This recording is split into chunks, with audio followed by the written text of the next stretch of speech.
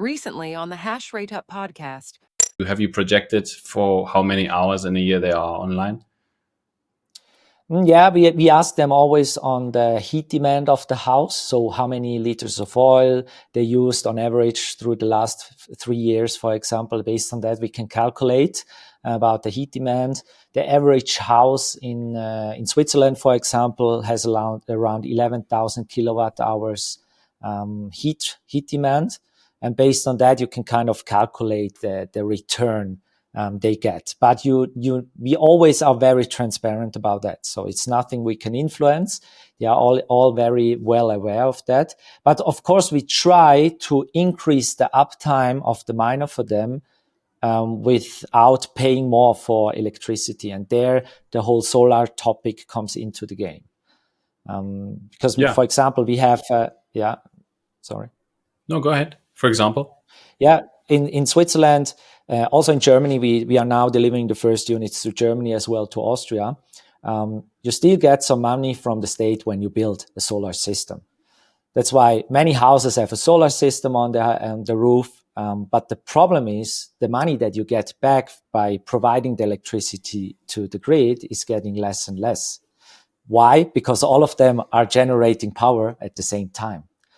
So at the moment, for example, in Switzerland, they just now updated the limit. It's now going down to 6 cents. In Germany, it's around 3 cents. Some don't even get any money back from providing green electricity to the grid. So those people are looking for some solution. How can I use my energy? Until now, there was the possibility to put a battery, something like that. Maybe you had a swimming pool, you heated your swimming pool with the electricity. But Bitcoin mining is actually the perfect solution for that.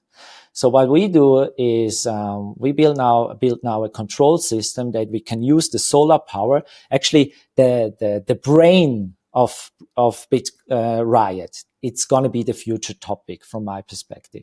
So how can I use the energy that I produce most efficiently, of course, to generate heat, but also to generate somehow a return? So what we do is the system checks, okay, does my boiler need heat? The boiler is the water that you take for your shower. You always need that also during summer. Yes, it needs heat. Okay, we mine and provide the heat to the boiler. Does the buffer tank need heat? No, it's summer. We don't need the heat there. Do I have a swimming pool that I maybe can use as like a battery pack or energy storage? Heat sink. Yes. Okay. Yeah, exactly. We provide the heat to the swimming pool. Do I have nothing to provide heat to? Yes. So we use a dry cooler. So we are offering now to our customers a small dry cooler.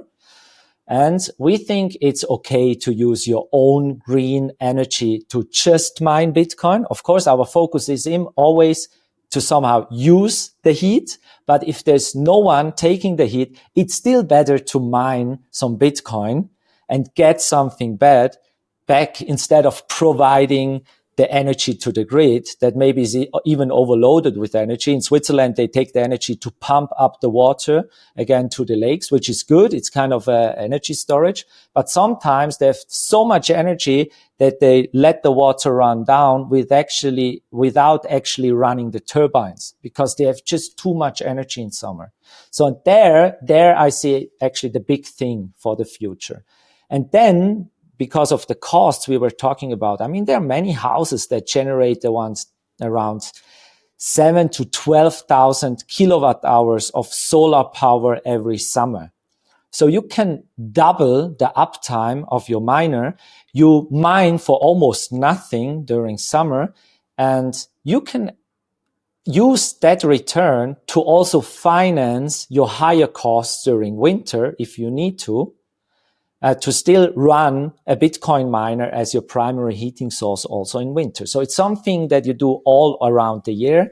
And I don't know any other solution that provides these possibilities like Bitcoin mining to generate your own return with your power in your property.